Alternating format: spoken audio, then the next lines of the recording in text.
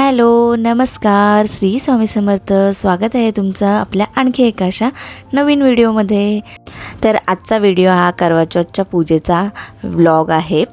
या व्हिडिओमध्ये आपण पाहणार आहोत का आम्ही करवा चौथची पूजा कशी करतो, आमच्याकडे काय काय नैवेद्य करतात करवा चौथला, आणि आमच्याकडे करवा चौथला काय म्हणतात. आणि आम्हाला नेहमी आम्ही जेव्हा स्टेटस वगैरे ठेवायचो किंवा आमचे कलिग्स ऑफिसला गेल्यावर काल आम्ही म्हणायचो का आमच्याकडे अशी पूजा आहे, तर म्हणतात तुम्ही महाराष्ट्रीयन असून तुम्ही करवा चौथ कसे करता.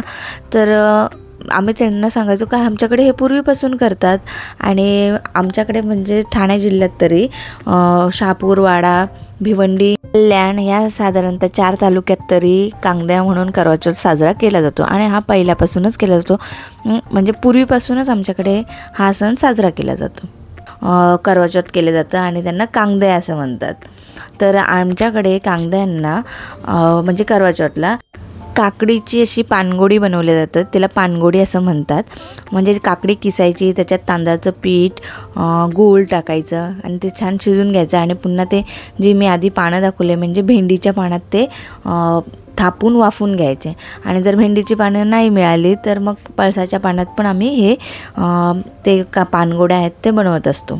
म्हणजेच त्या पानगोडीचा नैवेद्य आमच्याकडे दाखवलाच जातो या पूजेमध्ये. आणि त्याच पानगोडी खाऊन म्हणजे तीच पानगोडी खाऊन उपवाससुद्धा सोडला जातो. त्यानंतर पिठाचे असे दिवे बनवले जातात. तांदळाच्या पिठाला उकड घेऊन छान असं हे दिवे बनवले जातात. आणि मग त्याच दिव्यांची पूजा करायची असते, ते पुढे तुम्ही बघालच. त्याच्यानंतर माझे इकडे मी पानगोडी आणि दिवे करून घेतले. त्याच्यानंतर मग आम्हाला तुळशीजवळ आम्ही ही पूजा करतो, म्हणून मग तुळस वगैरे सजवायची असते. दरवेळेस आम्ही अशीच सजवतो, म्हणजे फुलं वगैरे टाकवतो आणि मग कॅन्डल्स वगैरे लावतो. इथे माझ्या चुलत जाऊबाई आणि आम्ही ते काम करत होते. आमच्या ताई आहेत त्या सगळ्यात मोठ्या. आणि इथे आम्ही सगळं करत असताना आमची छोटी चिल्लर पार्टी आम्हाला मदत करण्यासाठी मध्ये येत असते. कारण की आम्ही इथे सगळे एकाच बिल्डिंगमध्ये सगळेच राहतो आणि सगळ्यांची मुलं वगैरे सगळे मग खूप जण असं जमत असतो. आणि सगळ्याच मग मदतीला मुलांना आपण काही काम करत असतो तर त्यात लुडबुड करायला खूप आवडत असते. म्हणजे स्वतःचं खेळणं टाकून ते आमच्यात मग आम्ही करतो, आम्ही रांगोळी काढतो, असं सगळं चाललेलं. मग इथे तुळस वगैरे सजवून घेतली, त्याच्यानंतर रांगोळी काढली. आणि आम्ही ही पूजा पाट्यावर करत असतो, म्हणजे दगडाचा पाटा असतो तो. तर त्याच्यात पाटाच्या आकाराचाच इथे रांगोळी काढून घेतली. आणि त्याच्यानंतर मग दगडाचा पाटा असतो तो स्वच्छ धुवून वगैरे तो पाटा पूजेसाठी इथे आम्ही मांडून ठेवला. म्हणजे पूजेची सर्व पूर्वतयारी इथे करून घेतली. त्यानंतर आम्हाला रेडी व्हायला जायचं होतं, कारण की मग साड्या वगैरे नेसून छान मग पूजा करून घ्यायची होती. मग असं पाटा ठेवल्यानंतर पाटाच्या साईडने हे ताईंनी छान अशी रांगोळी काढून घेतली. आता अशी सर्व आमची पूर्वतयारी करून झालेली होती. आणि मग छान असे तुळसी सजून झालेली, पाटाही ठेवून घेतलेला, म्हणजे फक्त पूजेची तयारी राहिलेली.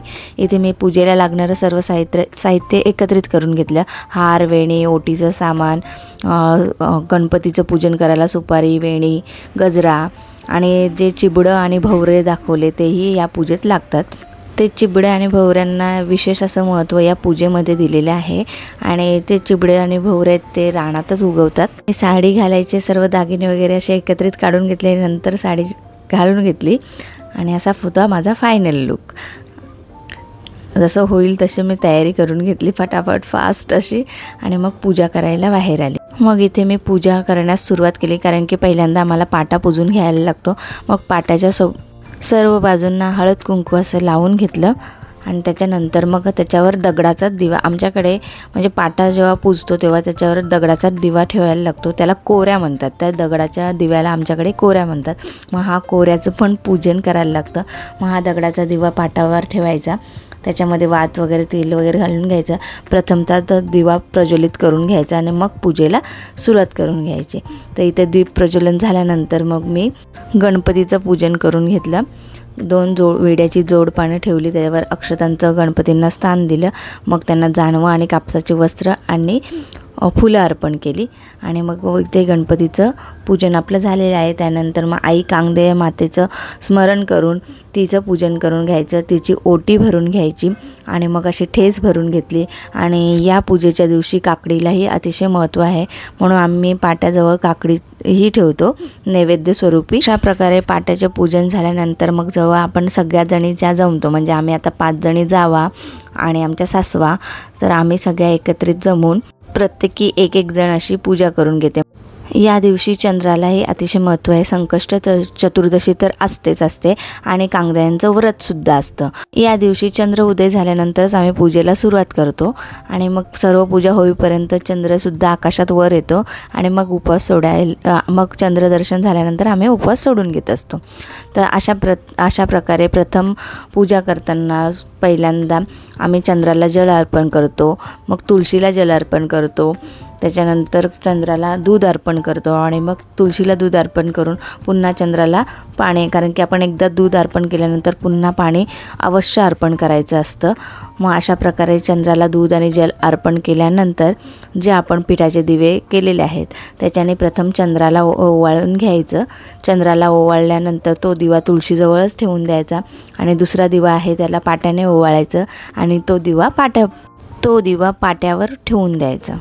अशा प्रकारची पूजा ही प्रत्येकजण करत असते, म्हणजे एकीचं झालं का दुसरीने, दुसरीचं झालं का तिसरीने, अशा प्रकारे सगळ्यांची पूजा झाल्यानंतर छान अशी मग आम्ही आरती म्हणून घेतो, म्हणजे जी आपली गणपतीची आरती, शंकराची आरती, देवीची आरती, म्हणजे सगळ्या 4-5 आरत्या आहेत त्या म्हणून घेतो। इथे मी तुळशीचं पूजन करून झाल्यानंतर पाट्याचं पूजन करून घेते। त्याच्यानंतर मग चंद्राला जल आणि दूध अर्पण करून झालेलं, त्याच्यानंतर चंद्राला पिठाच्या दिवाने ओवाळायचं होतं। मग चंद्रालाही ओवाळून वगैरे झालं। मग अशी प्रत्येक जणीची पूजा होईपर्यंत म्हणजे तो वेळ असं हसी मजाकमध्ये जात असतो। प्रत्येक जणीला जरा छेडायचं, काहीतरी बोलायचं आणि ही पूजा म्हणजे आरती वगैरे सगळं झाल्यानंतर प्रत्येक जणीने नावसुद्धा घ्यायचं असतं। म्हणजे आमच्या इथे या पूजेला नाव घेण्याला अतिशय महत्त्व दिलं जातं, म्हणजे नाव घ्या, पण आता जरा कमी प्रमाण झालेलं, पण तरी नाव नक्कीच घ्यायला लागतं। उखाणा, नाव म्हणजे काय, उखाणा घ्यायलाच लागतो। तर आणि मग तू घे असं करत आम्ही उखाणा वगैरे सर्व रूढी परंपरा ज्या परंपरागत आलेल्या आहेत, जसं माझ्या माहेरी पण ही पूजा आमच्या दारातच केली जाते आणि सासरी आता इथे दारातच केली जाते। म्हणजेच काय, तर ही पूजा मी लहानपणापासूनच पाहत आलेले आहे, लहानपणापासूनच माहिती आहे काय करायचं। आणि जोपर्यंत लग्न झालं नव्हतं तोपर्यंत माहेरीसुद्धा ते पाटा सजवण्याचा, पाट्यावर रांगोळी काढण्याचं म्हणजे सगळं काम मला आमची मोठ्याही सांगायची की बाबा तू पूनम रांगोळी काढून घे, असं करून घे। म्हणजेच काय, तर लहानपणापासून या व्रताची आम्हाला माहिती आहे आणि तेव्हाही खूप छान असं तिकडेही उत्साहात हा सण साजरा केला जायचा। स्त्रिया तेवढाच वेळात वेळ, कारण की तेव्हाच्या काळात स्त्रियांना कामंही खूप करावी लागायची आणि मग त्याच्यानंतर हा जो कांगद्यांचा सीझन आहे यावेळेस आपले कापणीचे सीझन चालू असायचं। मग तेवढाच काहीतरी 2-3 तासाचा विरंगुळा त्या स्त्रियांसाठी या कांगदया व्रताच्या माध्यमातून होत होता। म्हणजे प्रत्येक सणामागे प्रत्येक सणामागे स्त्रीचा विचार, निसर्गाचा विचार आणि त्याच्यातून सगळं काही जोपासण्याचा प्रयत्न केलेला आहे।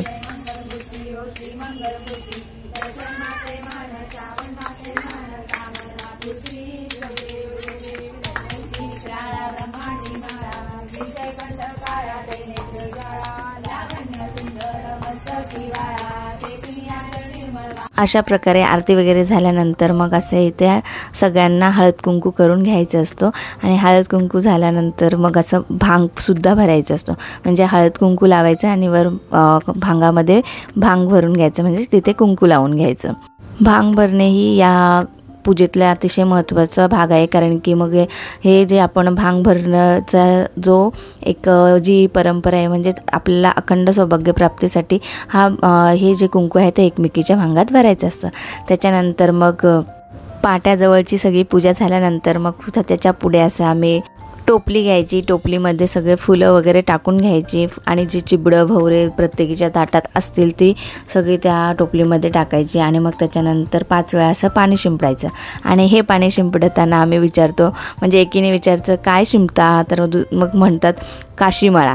मग काय मागता, तर मग काही आमच्या आई आणि म्हणजे आमच्या सासू आहेत ते म्हणतात चुडेदान, म्हणजे चुडा, अखंड चुडा आमच्या हातात राहू दे, त्याचा अर्थ असा आहे.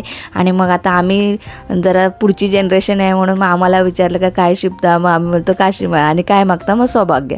मग पुन्हा तसंच मग प्रत्येकीला तसंच करायचं. आणि मग इथे चंद्रालाही ओवाळून घ्यायचं. आणि मग चंद्र ओवाळतानाही विचारतात का काय ओवाळता, तर मग तेव्हाही म्हणजे एकीने विचारायचं काय ओवाळता, तर दुसरे मग जी ओवाळते ती म्हणेल चंद्र सूर्य. काय मागता, तर आमच्या आई वगैरे तेच सांगतात चुडेदान, म्हणजे तर अखंड सौभाग्य त्यांना मिळू दे. मग आम्ही म्हणतो काय मागता, तर आम्ही मग म्हणतो सौभाग्य. इथे ज्या माझ्या हातावर पाणी शिंपतात त्या आहेत आमच्या दुसऱ्या जाऊबाई, चुलत जाऊबाई माझ्या, म्हणजे मोठ्या ताई, आणि मग ह्या 2 नंबर, त्याच्यानंतर माझा नंबर लागतो. दिवा ओवाळून झाल्यानंतर मग आम्ही असे आता म्हटलं करवा चौथ आहे, आपण सगळंच तर करतो, मग आता चाळणीतून चंद्राला का नाही बरं पाहायचं. तर मग आम्ही आता हा रिच्युअल आम्ही आमच्या जनरेशनपासून स्टार्ट केला का मग चंद्र तर आपण तसा दिव्याने ओवाळतोच, म्हणून मग आम्ही चाळणीमधून चंद्रसुद्धा पाहतो. आणि ही आहे माझी छोटी जाऊबाई, हिला तर तुम्ही मागच्या गौरींच्या व्हिडिओमध्ये पाहिलंच असेल. त्यानंतर मग वाण बदलायचा असतो, म्हणजे आता मी मोठ्यांसोबत वाण बदलते, म्हणजे पानगोडी आणि जो नैवेद्य आणला असेल तो एकमेकींना एक्सचेंज करायचा. तेकीच्या ताटात 2 पानगोडे असतात, ती एक आपण पाट्याजवळ नैवेद्य ठेवायचा आणि एक एक्सचेंज करायचं. पण ते वेगळं की आमचे नवरे वगैरे नसतात त्यांचा चेहरा बघायला कारण की आमच्याकडे अशाच पद्धतीने पूजा केली जाते. तर फायनली ही सगळी आपली अशी पूजा असते आमच्याकडे. तर करवा चौथ असा बनवला जातो आमच्याकडे. करवा चौथला कांगदे असे म्हणतात, तुमच्याकडे काय म्हणतात ते नक्की मला कमेंटमध्ये सांगा. व्हिडिओ जर आवडला असेल तर व्हिडिओला लाईक, शेअर आणि सबस्क्राईब करा. आणि पुन्हा भेटू अशा नवीन व्हिडिओमध्ये.